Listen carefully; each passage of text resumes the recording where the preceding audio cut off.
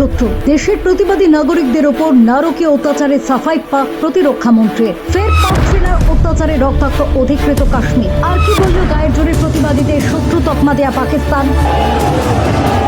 প্রতিবেশীদের ভূমিকা নিয়ে আন্তর্জাতিক মঞ্চে ভারতের মতামত ঠিক কি, জানুন সবটা। অধিকৃত কাশ্মীরে পাকিস্তান সরকারের জবরদস্তিমূলক নির্বাচনকে কেন্দ্র করে ছড়ানো অসন্তোষ এবার রক্তক্ষয়ী রূপ নিয়েছে। স্থানীয় বাসিন্দাদের স্বতঃস্ফূর্ত প্রতিবাদ দমাতে সেখানে নির্বিচারে গুলি ও নির্যাতন চালাচ্ছে পাক সেনাবাহিনী। আর এই নারকীয় হত্যাকাণ্ডের বিরুদ্ধে বিশ্বজুড়ে সমালোচনার ঝড় উঠলেও নিজের দেশের নাগরিকদের শত্রু তকমা দিয়ে বিতর্কিত সাফাই দিলেন পাকিস্তানের প্রতিরক্ষা মন্ত্রী খোয়াজা আসিফ। এক সাক্ষাৎকারে তিনি অত্যন্ত অসংবেদনশীল মন্তব্য করে জানিয়েছেন, অধিকৃত কাশ্মীরের আন্দোলনকারীদের তিনি ভারতের সমপর্যায়ে দেখেন এবং ভারতের মতোই তাদের শত্রু বলে মনে করেন।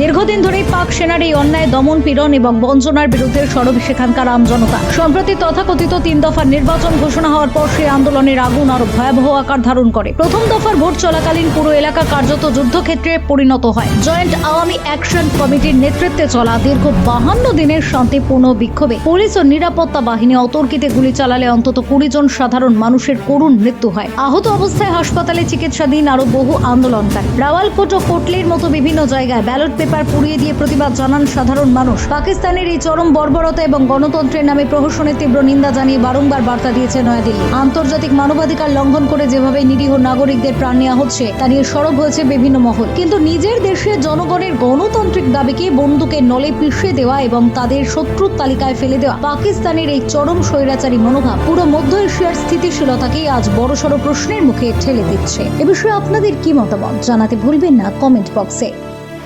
Bureau report, news India.